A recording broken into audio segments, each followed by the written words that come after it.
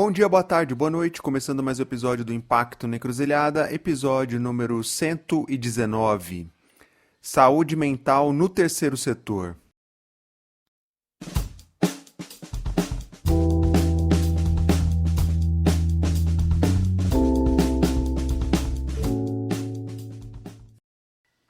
Nesse episódio eu conversei com a Daiane França, que é líder do portal do impacto da Fomenta, e a Fomenta lançou recentemente um estudo sobre saúde mental no terceiro setor, que é bastante preocupante. A gente deu uma pincelada em alguns números, mas eu recomendo fortemente quem está ouvindo a baixar a pesquisa e devorar esse estudo, porque tem muita coisa interessante e preocupante no que a Fomenta levantou. Link aí na descrição. Então a gente deu uma pincelada em alguns dados e a Daiane explicou um pouco, né, o que está por trás da pesquisa e alguns desses dados que preocuparam aí.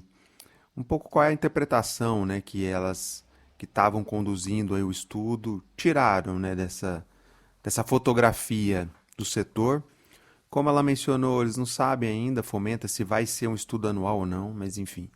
Vamos agora debruçar nesse que saiu, que é o primeiro, que já dá pano para manga, dá bastante discussão aí, tem muita coisa interessante para a gente debater aí sobre esses dados que que a pesquisa traz. Acho que também destacar que não podemos deixar de lembrar que o terceiro setor está inserido num contexto mais amplo da sociedade, né? Num contexto de ansiedade generalizada, num contexto de precarização laboral e tantas outras questões que estão colocadas, não só no nosso campo do impacto social, mas no campo amplo da sociedade. Então, obviamente, o terceiro setor ele acaba sendo um espelho, né? Acaba sendo um microcosmo de tudo isso que está rolando, né, na sociedade como um todo. Então, também para que a gente tenha um pouco de contexto e traga essa luz ao longo aí da escuta do episódio.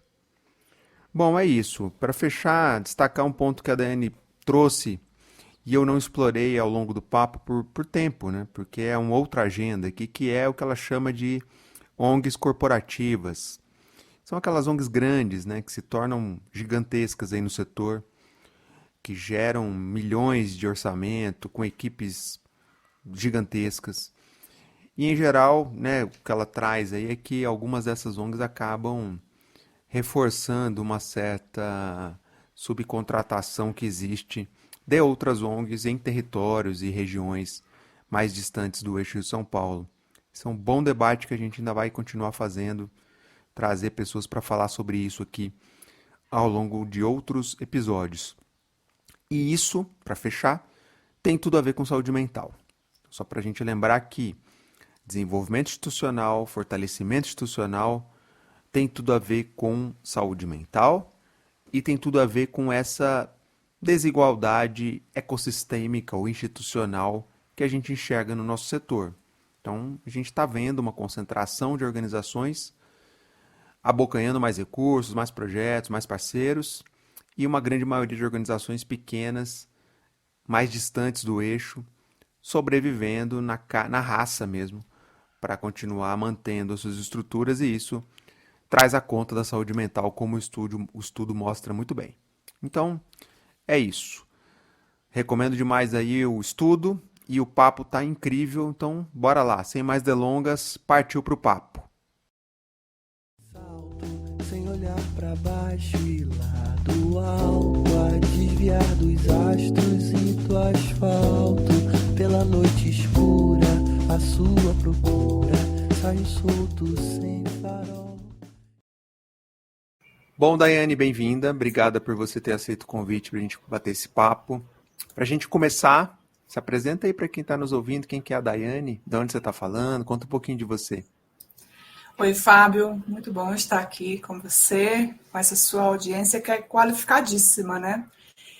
Então, a Daiane, eu gosto sempre de começar pelo meu território, sou uma cearense inquieta e alguém que adora esportes, ama escrever, viajar, enfim, sou também, eu tenho dito ultimamente, sou aprovadora oficial de cervejas. Minha companheira trabalha com futebol e cerveja, então estou sempre ali espiando. E eu sou uma vivente. Eu sou alguém que ama a vida, ama viver, experimentar. Essa sou eu. E no trabalho, o que eu posso dizer, né? Eu sou uma empreendedora social, esse é o nome que arrumaram para colocar numa caixinha esse meu perfil mais explorador de ser, de criar coisas, organizações. E aí, enfim, já há muito tempo nessa vida do social, aí como consultora, mentora, conselheira de ONGs, sou conselheira de 3 ONGs, 2 em São Paulo, uma no Rio. E na Fomenta, que é o que me traz aqui hoje, né, eu estou como líder do portal do Impacto, onde você colabora com a gente, e também fazendo uma parte de comunicação da Fomenta por Fora, liderando parcerias e novos negócios. Muito bom. A gente sempre tem vários chapéus, né? Legal. Eu gostei do provador oficial de cervejas. Esse é um chapéu que eu adoraria ter também, viu? Eu gosto de cerveja, mas acho que eu não chego a tanto. Mas assim, vamos falar um pouco desse chapéu da Fomenta, que é o papo nosso aqui é focado numa pesquisa que vocês lançaram, um estudo sobre saúde mental e tem números meio apavorantes, assim. Antes da gente entrar a gente vai pincelar alguns números, mas assim, fala rapidinho da pesquisa, onde surgiu, qual que foi a ideia, enfim, conta um pouquinho para quem não está por dentro. Bacana. A pesquisa de saúde mental e bem-estar dos profissionais do terceiro setor, ela foi um encontro, acredito, de desejos meus. Então, a Fomenta é esse lugar que me permite empreender muito, mas também um desejo da própria Fomenta de aprofundar algo que ela já tinha feito lá atrás, em pré-pandemia. A Fomenta tinha rodado uma pesquisa com as organizações que participavam dos programas e o cenário já era um pouco assustador, isso ali. Foi lançado em 2020, mas a coleta tinha sido feita em 2019. E aí, esse assunto sempre está entre nós na Fomenta, porque a Fomenta busca ser esse lugar saudável, ou pelo menos tratar isso de uma maneira aberta, né? Porque acho que é uma construção, é uma conquista desse espaço. Então, como espaço seguro, a gente sempre conversa disso.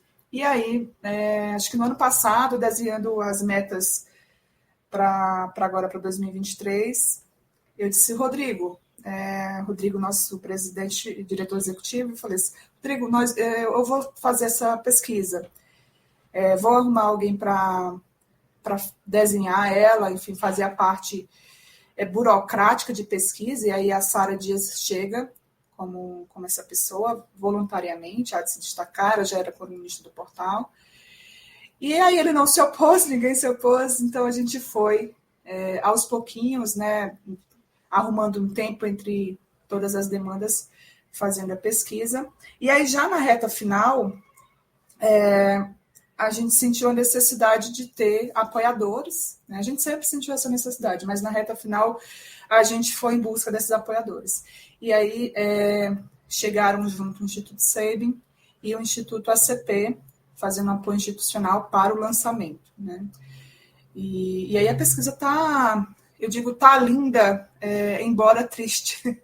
Eu tive muitos momentos, não é demagogia, não é falar assim, eu tive muitos momentos de entristecimento ao analisar os dados da pesquisa, porque eu sou sujeito também, né? Então, isso me atravessou muito, e antes de sair para a pesquisa, antes do lançamento da pesquisa, eu saí de licença médica, porque eu fui fazer uma cirurgia ginecológica. Então, isso tudo mexeu comigo, né? E aí a pesquisa está aí, está entregue, mas também eu acho que o passo agora é a gente se debruçar sobre ela, entender o que está por trás das palavras, porque elas contam muita coisa, mas não dizem tudo. Explorar, conversar, criar programas, né, que eu tenho dito, um dos meus desejos é criar programas de fortalecimento do indivíduo, né, fortalecimento emocional, porque a gente chega no fortalecimento institucional. Enfim, é um pouco disso tudo. A gente não sabe, as pessoas têm perguntado, Fábio, vocês vão fazer todo ano? A gente não sabe, eu acho que estamos ainda vivenciando esta pesquisa. Porque, como você falou, os dados são preocupantes, né? Embora a gente tenha ouvido também, mas isso a gente já sabia. Talvez a gente tivesse uma ideia, a gente soubesse disso. Mas agora a gente tem dados para conversar, colocar na mesa e falar, né? Colocar... O elefante está na sala, então vamos resolver isso aqui. Bom, e antes de a gente entrar nos dados, assim, 2 comentários. Primeiro, que link na descrição para quem está ouvindo, para acessar a pesquisa, né, e ter acesso aos dados e tal. E segundo, você citou o Rodrigo. O Rodrigo já esteve aqui com a gente, episódio 87. Link na descrição para quem se interessar. Vejo você, chego em casa.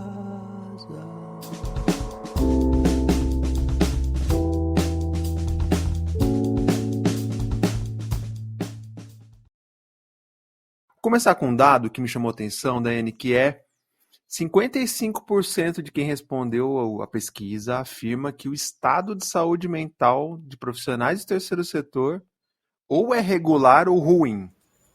A minha provocação para você é, ora, se no terceiro setor tudo é tão maravilhoso, tão transformador e tal, por que esse percentual é tão ruim? A pergunta é de 1 milhão. Mas a resposta mais óbvia é porque o terceiro setor ele faz parte da sociedade, é um micro-organismo, né? Ele reflete. Então, se a sociedade está doente, está exausta, ansiosa, à beira de um ataque de nervos, o terceiro setor, né, ou os profissionais do terceiro setor, não fugiriam à regra, né? Então, a gente reflete esse adoecimento que ele é da sociedade, e não é só Brasil, né? A gente sabe que esse é um fenômeno global. Mas, olhando para o espectro do terceiro setor, a gente vai identificar algumas coisas, né, na pesquisa. Então,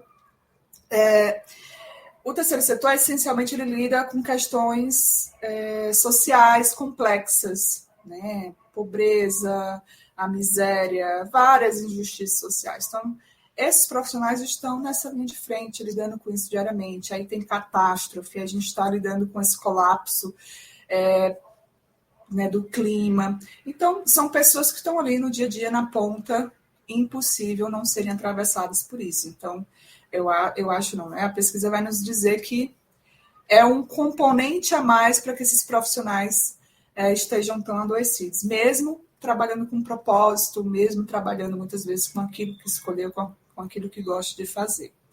E é bacana a gente desconstruir isso, né? Não é porque eu trabalho com algo que eu amo, que tem um propósito, que não pode me adoecer. Sim, pode adoecer, e se você não tomar cuidado, vai adoecer, né? Um outro aspecto é o desequilíbrio entre a vida pessoal e o trabalho. A pesquisa vai trazer que 40% dos respondentes, né, a gente ouviu mais de 800 profissionais do terceiro setor em todo o Brasil, eles estão dizendo, 40% estão dizendo que a vida está mais desequilibrada em favor do trabalho.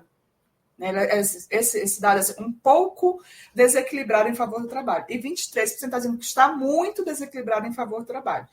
Ou seja, a gente está falando de 63% de indivíduos que estão dizendo se eu estou trabalhando mais, eu estou mais do que eu deveria, né? Eu estou comprometendo a minha vida, o meu bem-estar, a minha família, né? O meu lazer, enfim. Então, isso também... E aí, isso tem a ver com a causa, né? Porque muitas pessoas, sobretudo empreendedores de ONGs pequenas que estão no Brasil profundo, não é raro a gente encontrar sedes de ONGs que são na casa das pessoas. Eu mesma, quando fundei a minha organização lá no Ceará, a sede era na minha casa. Então, não há essa divisão, né? Então, essa realidade de que você se desloca, muitas vezes, da sua casa para o seu trabalho, o escritório, não se aplica no bom número de ONGs, né? Só para dar um exemplo. Assim. Um outro aspecto que salta aos olhos é a questão da remuneração, a baixa remuneração em comparação aos outros mercados. As pessoas estão bastante insatisfeitas com isso. E acho que a gente pode... Esse é um papo que em outros fóruns assim, tem chamado a atenção, porque essa coisa da remuneração ela não é fácil, né? Ela vai envolver ali outras situações de filantropia, de investimento social, do modus operandi, né, da sociedade, do capital. Mas eu vou aproveitar que eu falei da remuneração, quero ter um depoimento que foi um dos momentos que eu parei assim na entrevista. Muitos depoimentos a gente não publicizou porque eles eram muito fortes, né? Depoimentos de pessoas citando ideação suicida. Então, assim, coisas que estão para além do que a gente poderia tratar nessa pesquisa, né? Mas o depoimento sobre a questão da remuneração é assim: eu adoraria ter dinheiro para morar sozinha, como qualquer pessoa adulta solteira de 40 anos. Mas como eu não tenho uma remuneração que garanta isso, eu moro com os meus pais idosos e gasto metade do meu salário com a minha saúde mental, de forma direta ou indireta. Isso está na página 10, aí para quem vai baixar a pesquisa. E tem várias nuances aqui, várias camadas que a gente poderia discutir desse depoimento. Mas o que eu quero trazer, assim, para esse momento sim, as pessoas estão mal remuneradas. Elas estão adoecendo porque elas elas estão se sentindo mal remuneradas, elas estão adoecendo por conta disso. E o que isso traz para mim?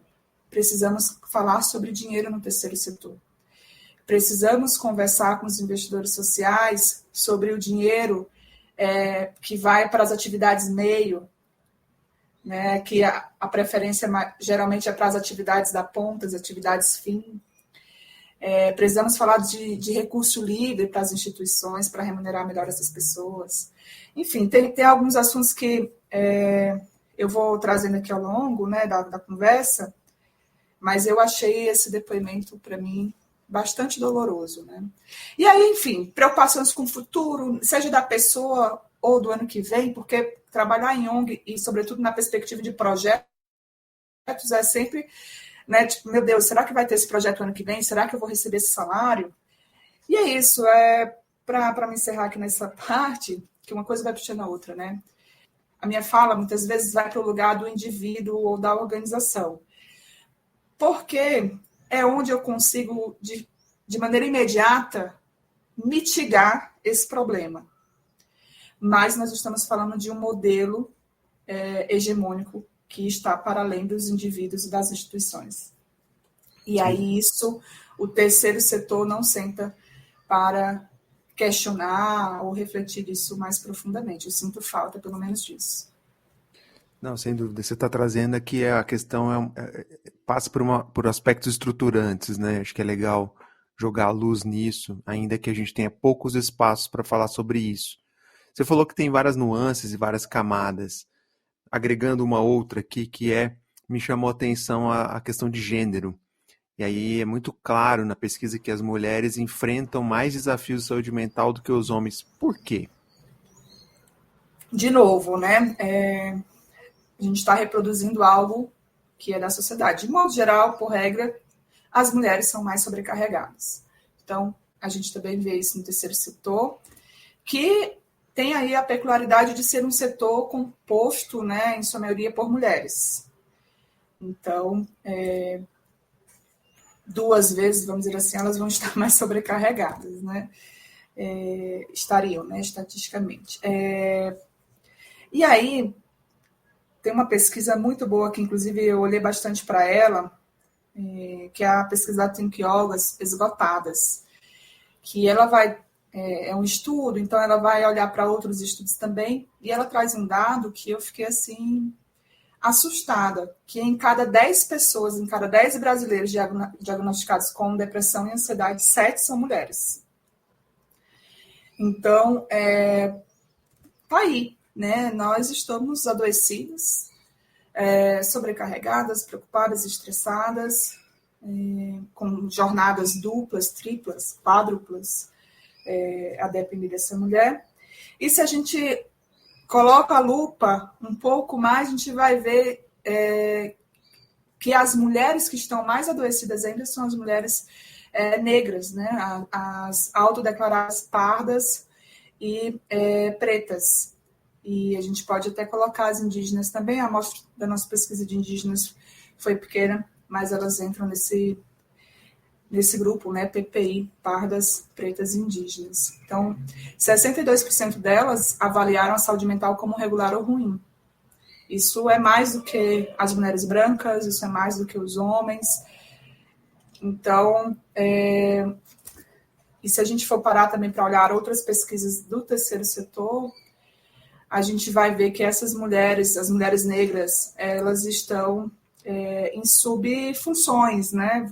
Se eu posso colocar assim, quando nos conselhos, nas diretorias, é mais comum a gente ver as mulheres brancas do que essas mulheres negras, né?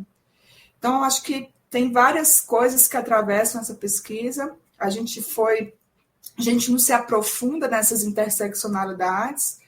Então, por isso que eu trago a pesquisa da Think Algo Esgotadas, porque também a gente consegue fazer aproximação e entender se um setor que ele é feito majoritariamente por mulheres, ok, então já era esperado que elas estivessem mais estressadas e preocupadas, porque assim estão as mulheres em todo o mundo, né, em todos os setores.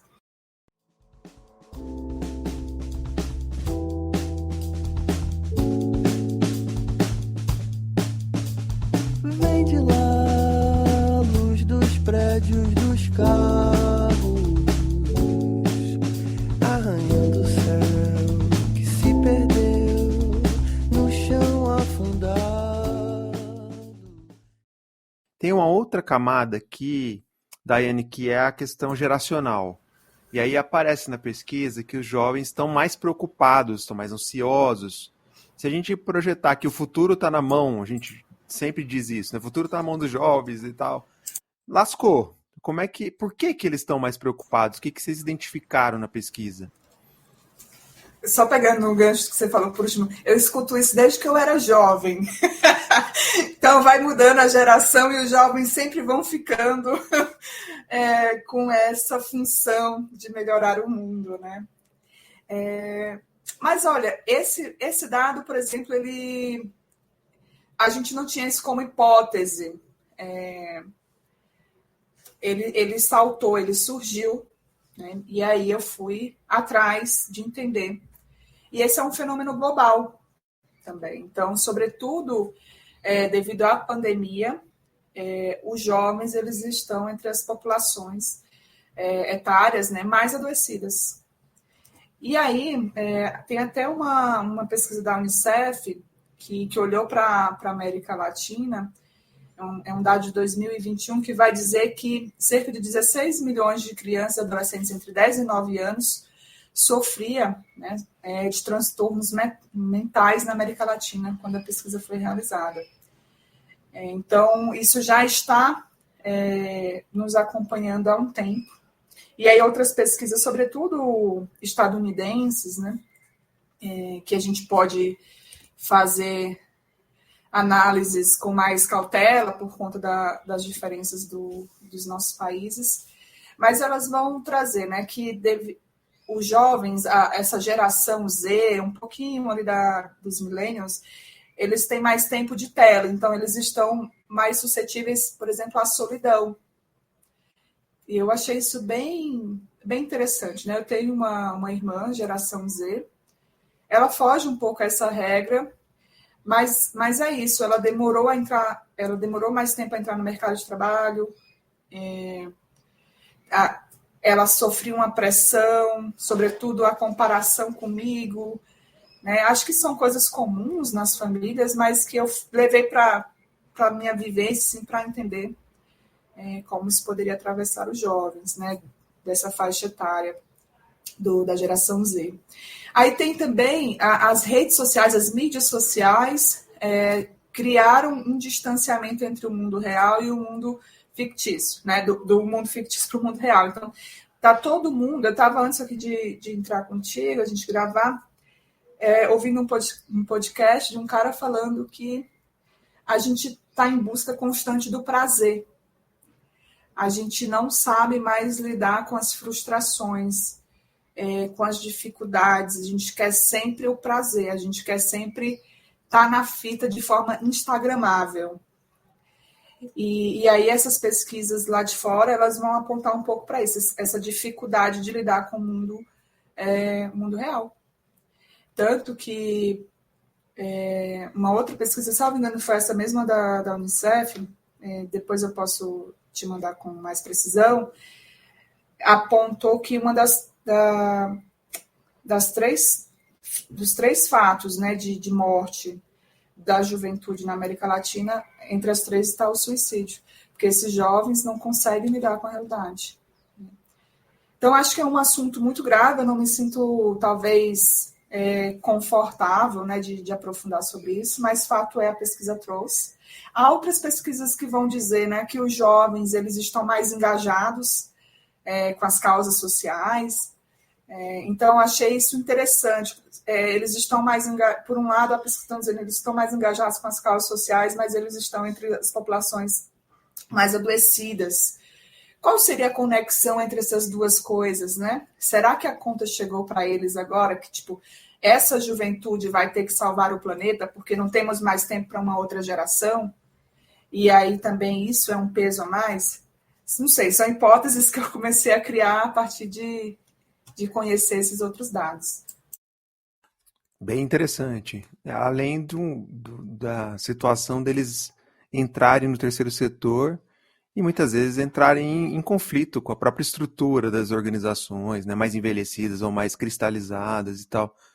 Bom, eu vou voltar no tema do mercado de trabalho, que você já falou anteriormente, que ele é um fator, né, chave de saúde mental, vamos colocar assim. E aí o que a gente está vendo hoje no mercado é um monte de vaga arrombada, precarizada, volume de trabalho absurdo, vaga de analista cobrando exigências de CEO e por aí vai. De que maneira, de alguma forma, vocês capturaram algum desses elementos sobre o mercado de trabalho na pesquisa? Como que ele apareceu de alguma maneira, além do que você já trouxe? Como eu falei antes, saltou aos olhos que eles se sentem mal remunerados. E aí isso pode ter uma fuga dos talentos. O Brasil, ele vive essa fuga, chamada fuga dos cérebros, para fora, né? Para ir morar no exterior, enfim, por falta de financiamento, falta de, né, ter menos oportunidades. Mas convenhamos que essa fuga, ela está condicionada, está limitada a um grupo, né, que tem ali seus privilégios, né? Que pode pegar um aviãozinho e morar fora do país, né? Claro, tem um grupo que vai isso a duras penas e não estou aqui para fazer um julgamento disso. Mas eu percebo que, ao mesmo tempo que há um movimento de gente que vem do segundo setor para o terceiro setor, com esse deslumbramento, vou trabalhar com propósito, vai ser massa, né? Eu vou ser feliz, há um grupo de pessoas que estão infelizes, se sentindo mal remuneradas, sobrecarregadas, frustradas com a forma como as ONGs tratam os seus funcionários, fazendo esse percurso ao contrário. Não necessariamente indo para o segundo setor, mas abrindo suas consultorias, abrindo seus próprios negócios, né, sociais ou organizações do terceiro setor. Então, isso emerge ali, né? E aí eu já falei também, né, que para mim isso fala muito mais do modelo que o terceiro setor foi adotando, né, do que necessariamente sobre as práticas individuais ou organizacionais, ainda que se a gente for olhar, se eu Daiane, adoto práticas de bem-estar para mim e para as pessoas que estão ao meu lado, isso vai surtir um efeito imediato dentro da organização. E aí o passo seguinte seria problematizar isso a nível de setor, né? Então, eu até peguei aqui algumas coisas também que eu fiquei pensando, né, e conversando com outras pessoas, repensar os modelos, mas que modelos, Daiane? Então, por exemplo, escala. A gente vive, né, nos últimos anos, sobretudo, com essa questão. Eu acho que essa agenda ESG, que é super relevante, mas ela também ajuda a endossar isso, de que precisamos escalar, precisamos aumentar a quantidade de atendimentos, aumentar a quantidade de territórios.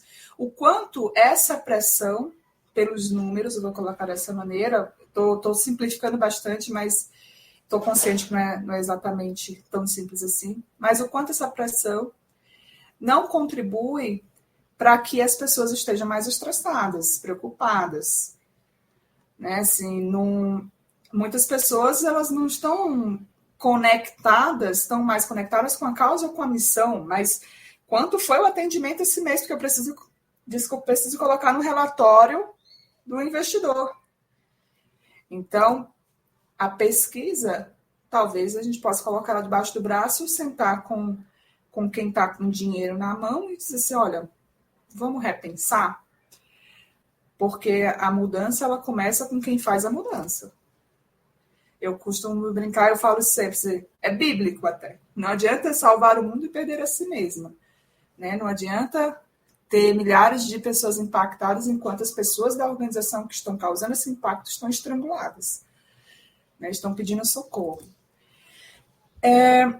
E aí, esses pensamentos, né, também me levaram para uma outra questão, um dilema, que é a contratação PJ versus a contratação CLT. Então, se eu preciso entregar mais, porque é isso que esperam de mim, ou a lógica também é, se eu entregar mais, vão me perceber mais, eu vou receber mais financiamento. E aí as pessoas ficam nessa corrida maluca, nessa competitividade umas com as outras, né?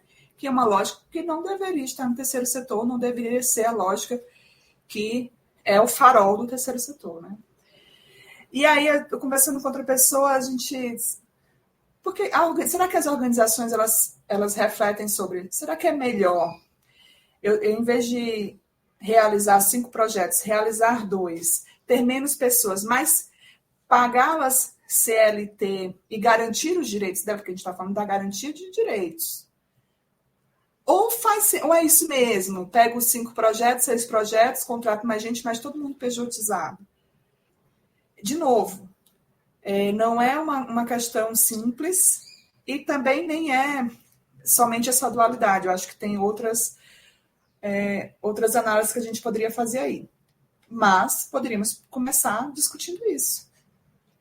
Né? Essa necessidade de crescimento, será que ela é nossa?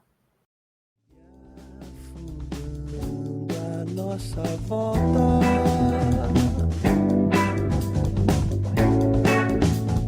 tudo está ruindo.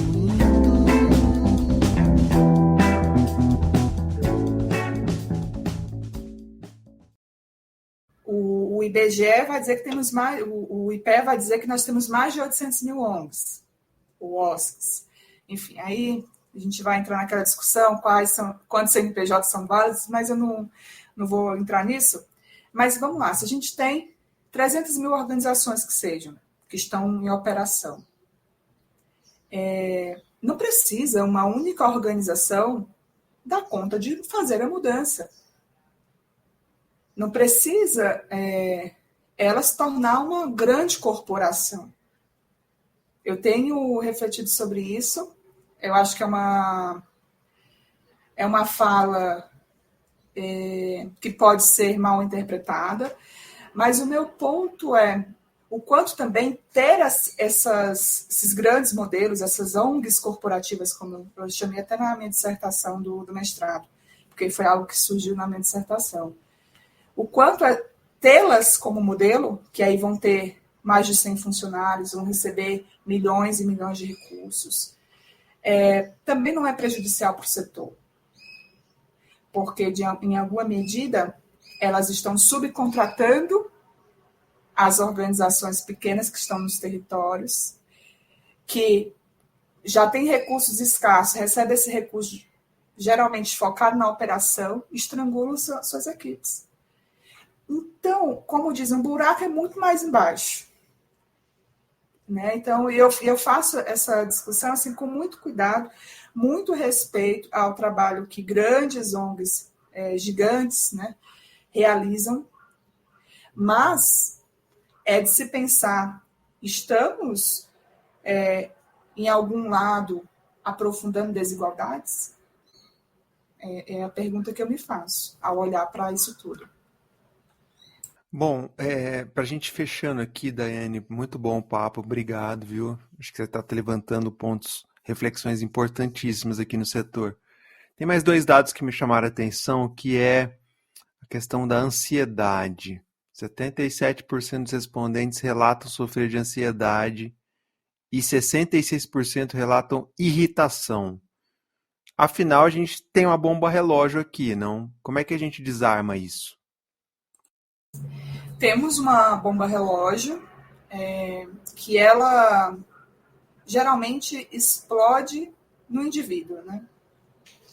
Dificilmente esse indivíduo, por exemplo, vai expor a organização ou vai criticar o setor, porque se ele faz isso, ele também fica sem empregabilidade, a empregabilidade dele cai, né, ou dela. Então, a pesquisa também vai trazer que essas pessoas, elas estão mais desestimuladas, né, menos motivadas, e também há um aceno para estão menos produtivas. Né? Se a gente está falando da lógica da produtividade, né, que temos que entregar mais porque é assim que funciona, também não está funcionando. Elas estão entregando menos. E a gente precisa olhar para isso.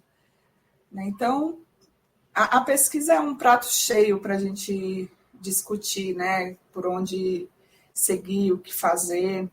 E aí cada um vai escolher suas batalhas. Meu papel aqui, acho que o papel da Fomenta, o papel da Fomenta é jogar, colocar um farol nisso. De, olha, estamos com um grupo, né, os nossos profissionais estão adoecidos. E se a gente não fizer alguma coisa, isso vai influenciar no impacto socioambiental. E Daiane, para a gente fechar, assim, acho que me espanta, eu imagino que te espanta também, como as OSCs, o setor, não encara ainda esse tema com a devida importância. Para além do Setembro Amarelo ou de ações mais pontuais, por que a gente não dá a devida importância para o tema, né, que ele tem? Como é que a gente pode mudar essa lógica? Eu acho que passa de maneira sistêmica por uma educação política das nossas organizações. Então, nós refletimos pouco sobre qual é o nosso lugar no mundo, discutimos pouco sobre as ideologias que regem o mundo e como isso complementam ou se chocam com a ideia de mudança social ou de geração de impacto socioambiental. Acho também que muitas organizações ou muitas lideranças de organização, elas não fazem ideia disso. Elas conseguem perceber algumas coisas, mas elas, talvez em alguma medida, reflitam, isso não faz parte, está todo mundo assim. Então, elas percebem que algo não está indo bem, mas naturalizam isso. E aí falta mesmo, se no primeiro ponto eu falei de uma educação política, falta, nessa segunda esfera, uma educação, né, aprimorar o nosso olhar para a gente aprender a refletir sobre isso. E aí, numa esfera mais prática, falta a gente colocar em prática algumas coisas, alguns discursos. Né? Então, precisamos colocar em prática. Aquele bem-estar que a gente quer gerar para a sociedade, vamos começar treinando dentro de casa. Vamos começar treinando uma escuta ativa, ouvindo o que as pessoas têm a nos falar, sem julgamentos. Na verdade, não sei quando ou onde eu li, mas assim, tudo bem julgar, faz parte da natureza humana julgar, porque foi por isso que nós sobrevivemos e os dinossauros foram para o beleléu, porque nós fomos julgando alguns cenários, algumas situações, e conseguimos nos proteger. O que a gente não pode é sentenciar. O que a gente não deve é escantear as pessoas das organizações porque a gente julgou e sentenciou que ela não é boa o suficiente, ela não está entregando o suficiente, mas você nem ouviu a criatura, você nem considerou talvez o que ela te trouxe. Então, assim, fazer espaços de troca, se tiver condição, se for um desejo, pensar em contratar serviços, né, de atendimento psicológico. Tem vários aplicativos hoje em dia que facilitam, são fáceis, mais baratos, né, de acessar. Conversar com outras lideranças, outras ONGs. Na live de lançamento da pesquisa, a gente trouxe organizações, né, e tem uma de Campinas, que ela vai dar vários exemplos do que ela faz, né, a Minha Campinas, do que eles realizam lá para tornar o ambiente de trabalho mais saudável. Então, eu falei que seriam três elementos, né, 3 esferas, mas eu vou trazer mais uma para amarrar, que é o amor, mais amorosidade para as nossas organizações, para o terceiro setor. E aí eu pego isso emprestado da Bell Hooks, peço licença a ela. E Bell Hooks vai dizer que quando nós levamos o amor para dentro das nossas organizações, isso impacta nos indivíduos que vão se tornar mais autoconfiantes, né? Vão elevar a autoestima. Eu diria, comece pelo amor. Leve o amor para dentro da sua organização. Cultive o amor. Mais amorosidade. É isso. Se você não sabe o que fazer, comece por aí, que com certeza todo o resto ele vai emergir para você. Sem olhar para baixo e lá do alto, a desviar dos astros e do asfalto, pela noite escura, a sua procura, saio solto sem farol. Lindo e potente. Obrigado por dividir. Pô, Bell Hooks é fantástica. Daiane, agradecer demais e, assim, adorei o papo. Acho que a ideia era justamente dar visibilidade ao estudo. Acho que é fundamental para quem está ouvindo e não acessou. De novo, link na descrição. Devora lá o estudo, porque eu acho que ele está fantástico. Para a gente fechar, deixar um espaço para você fazer o merchan final aqui, para divulgar o trabalho que você vem fazendo, a Fomenta, o que você quiser divulgar. Legal. Então, quero agradecer, Fábio, pelo espaço. Sempre que a gente fala, quero começar agradecendo pelo espaço, porque sempre que a gente fala, a gente se escuta, também a gente aprende, e aí o estudo dessa pesquisa é constante. Dito isso, quero convidar o pessoal para acessar o portal do impacto.com, que é o nosso portal de conteúdo para o terceiro setor, empreendedores sociais de ONGs. Lá a gente está com conteúdo inédito semanalmente, inclusive temos uma coluna sobre bem-estar. E quero convidá-los também para acessar o site da Fomenta, fomenta.com.br, e para que vocês possam nos conhecer os nossos trabalhos, os nossos cases, o impacto que a gente tem realizado no Brasil, na América Latina, aí desde 2015. É isso. E se quiserem se conectar comigo, estou no LinkedIn, também lá, criando conteúdo semanalmente. Link na descrição aí para os contatos, todas as referências que a Daiane foi falando ao longo do episódio, tá tudo lá. Daiane, muito obrigado, viu? Adorei mesmo. Que a gente possa fazer mais conversas sobre esse tema. Legal, Fábio, obrigada. Um abração para todo mundo. Bom, e para fechar, passando a régua aqui, eu deixo a minha dica de podcast. Dessa vez eu trago a dica que a própria Daiane já citou ao longo do papo, né? Eu tenho que Olga, o Esgotadas. Tem um podcast, tem um episódio muito legal que se chama Estou Esgotada, Logo Existo. Então, link aí na descrição. A gente tem tudo a ver com o papo nosso aqui. Então é isso. Espero que vocês tenham gostado. Se cuidem, um abraço e até a próxima.